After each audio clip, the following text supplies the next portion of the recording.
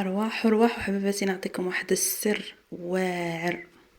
سر اليوم هو لا روش بوزي ديو بليس، كريم سحري لحب الشباب، للتصبغات، للرؤوس السوداء، ومعالجة جميع المشاكل الموجودة على البشرة.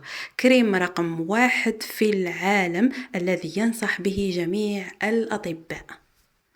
في هذا الفيديو راح نعرفك على لا روش بوزاي ديو بليس، لكن قبل هذا ما تنساش انكم تشتركوا في القناه وتفعلوا زر الجرس باش يوصلكم كل جديد. البنات، هذا ايفاكلار ديو بليس جد ممتاز، سحري سحري سحري، يستعملوه فقط اصحاب البشره الدهنيه والمختلطه. هو كريم ضد حب الشباب وتصحيح عيوب بشره، تسبغات، كلف، مسامات واسعه، رؤوس سوداء. يعطيك بشره نضره صافيه، مش نقول لكم مرآة، عن تجربة شخصية، لأني أنا عانيت من حب الشباب من كان عندي 13 سنة إلى غاية 21 سنة.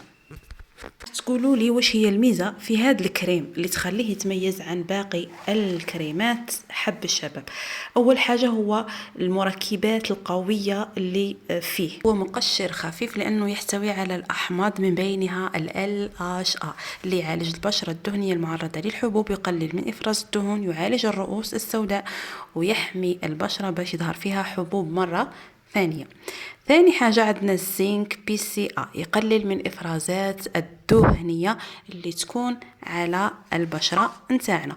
ونجو آخر مكون رئيسي هو النيسيناميد، اللي يهدئ من احمرار اللي تظهر احمرار الحبوب اللي تظهر عندنا في الوجه. إذن المركبات القوية اللي في هذا الجل وفي هذا الكريم جد ممتازة، أنها تحارب لنا جميع مشاكل البشرة، هو اللي خلاه يتميز عن باقي الكريمات. إذا أنا من هذا المنبر ننصحكم أنكم تستعملوا إيفاكلار ديو بليس لجميع أنواع البشرة الدهنية والمختلطة، واللي يكون عندها إفرازات دهنية بكثافة. نستعمل ليلا، وفقط نستعمله فقط الحبة اللي تكون عندنا بكمية قليلة، وهكا نديروه يوميا حتى نلاحظوا انه تختفي جميع المشاكل. اعطاني نظاره للبشره نتاعي وصفاء. ان شاء الله نكون فتكم ولو بالقليل. دائما على قناه ريم صحراء بيوتي، نتمنى لكم مشاهده ممتعه.